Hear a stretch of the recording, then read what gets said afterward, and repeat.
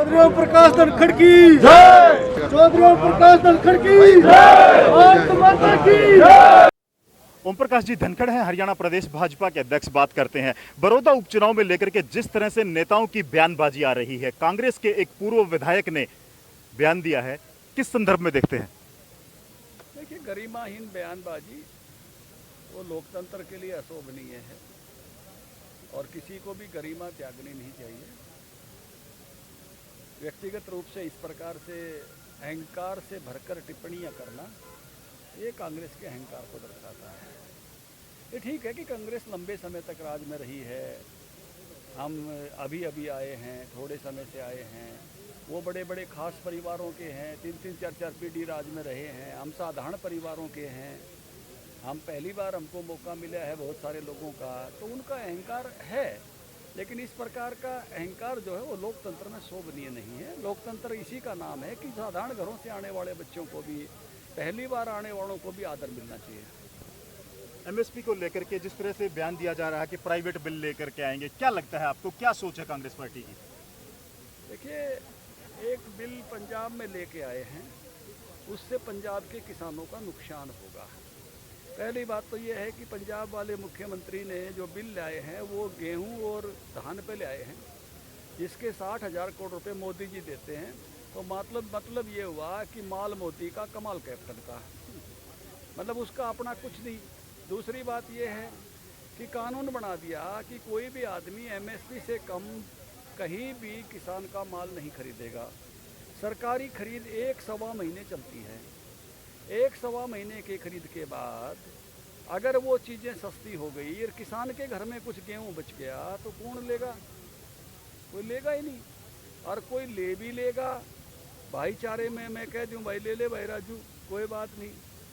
और जय तो जो भाईचारे में मैं एमएसपी से कम 1 महीने पाछे रिपोर्ट कराऊंगा, भाई राजू ने मेरा कम पे ले लिया, तो सारे व्यापारियों पर रिपोर्ट, या तो किसान का माल ही नहीं बिकेगा या रिपोर्ट हो जाएगी।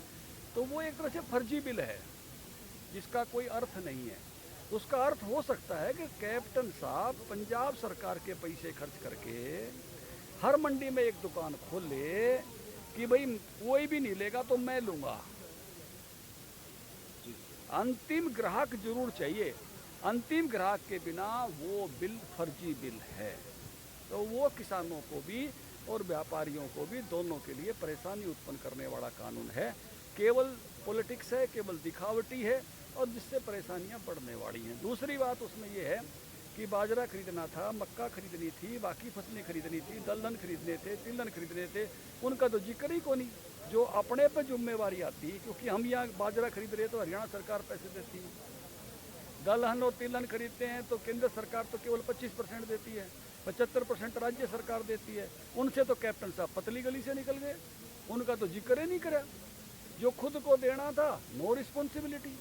तो इसलिए वो आप देखिए, वो केवल और केवल एक, जिसको नूरा कुश्ती टाइप कहते हैं ना, भाई मैं ये कह दूँ तुम ये कह दो, इससे फालतू, बल्कि वो किसान और व्यापारी दोनों के लिए परेशानी उत्पन्न करने वाला है। बड़ौदा उपचुनाव में किसान के मुद्दे के बाद अब कांग्रेस पार्टी जातिगत जो राजनीति करने के आपके द्वारा भी आरोप लगाए जाते हैं, कल मुख्यमंत्री ने भी कहा था कांग्रेस किसानों का मुद्दा छिन्न हो गया, अब जाति पाति का मुद्दा शुरू हुआ है।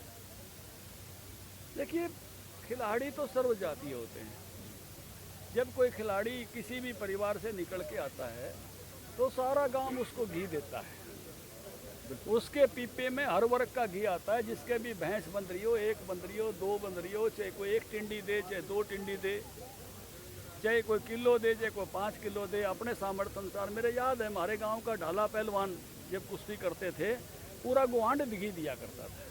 तो पहलवान पे तो ये बात लागू ही नहीं होती, पहलवान तो साझे का होता है। फिर एक आदमी जिसने पूरे देश का गौरव बढ़ाया हो, पूरे प्रदेश का गौरव बढ़ाया हो, अपने जिले का गौरव बढ़ाया हो, अपने हलके का गौरव बढ़ाया हो, ऐसे लोगों को तो वैसे ही विधानसभा भेजना चाहिए। जैसे सचिन तेंदुलकर को राज्यसभा में नॉमिनेट किया, क्यों किया? देश की शान है सचिन तेंदुलकर, ऐसे ही योगेश्वर दत्त शान है हरियाणा की। इस बात पर तो सारी बात छोड़ के और योगेश्वर दत्त को सब ने बना के भेजना चाहिए। विधानसभा में बैठे भी अच्छा लगेगा। हमने जो है 3 खिलाड़ियों को टिकट दिए थे और कुश्ती हरियाणा की जान है। कब एक हॉकी का खिलाड़ी कैप्टन संदीप, वो जीता, हमने खेल मंत्री बनाया। बबीता और योगेश्वर दत्त रह गए थे, फिर से एक मौका योगेश्वर दत्त को दे रहे हैं। और मैं अपील करता हूं लोगों से कि खिलाड़ी जो है वो सबके होते हैं और इलाके की आन बान शान होते हैं, उनको तो लोग वैसे ही पहुंचाते हैं, तो सब ने मिलकर योगेश्वर दत्त को विधानसभा पहुंचाना चाहिए। फिर हुड्डा साहब कहते हैं कि भाई हम न्यू करेंगे। भाई घोड़ी चाहिए निकासी नर न्यू के बावड़ता आइए, विकास तो ईव चाहिए। 24 तक तो आप कुछ कर नहीं सकते, तो 24 तक आप 24-5-6 फेर और न्यू अपना हरियाणा न्यू के आ रहे फेर तो फेर है वो है फेर के बरा थारा सूत बैठे ना बैठे, क्योंकि कांग्रेस की भी हालत बोदी और कांग्रेस में इनकी हालत बोदी। मैं गलत तो नहीं कर रहा, किससे भी जो लिस्ट पे नाम आ रहा हो तो बता दो हैं। तो ये जो फेर तो फेर है वो है, तो इसलिए विकास का जो वक्त का होता है, विकास तो वक्त का होता है। हमारे पिताजी एक कहावत कहते हैं कि भी राजा वैद्य और पति वक्त का यही है, क्योंकि अगर वो यूं कहे भी मैं लुकमान ते इलाज कराऊं, धनवंतरी ते इलाज कराऊं, तो ईव करा नहीं सकता। ईव तो अड़े पीजीआई माना पड़ेगा। कोई न्यू कहे मैं विक्रमादित्य से न्याय करा लूं, चकवा बैंड से करा लूं, तो करा नहीं सकता। वर्तमान राजाओं से काम लेना पड़ेगा, समझ गया। पुराने काम नहीं आ सकते, पुराने तो उस टाइम थे, वो वक्त के थे। अब जो वक्त के हैं वो काम करेंगे।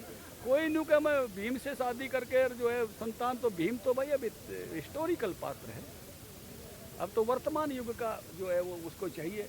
तो उस नाते से ये जो चीज़ें वक्त की होती हैं, और अब वक्त जो है वो भारतीय जनता पार्टी का है, इसलिए विकास की सारी संभावनाएं बाकी करेंगे वाणी सेवा, बीजेपी वास्तव में करेगी जन सेवा। धनखड़ साहब, अंतिम सवाल, एक चीज और है, पूरा विपक्ष एक ही बात कह रहा है कि इस चुनाव के बाद हरियाणा में फिजा बदल जाएगी, राज गिर जाएगा, सरकार गिर जाएगी। ये क्या बयानबाजी है? कितना देखिए, पहले भी ये सीट किसके पास थी? कांग्रेस पे, तब फिजा कैसी थी?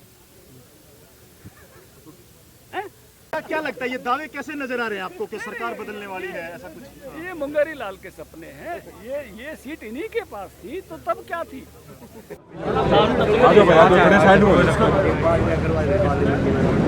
संजय भाई राम राम।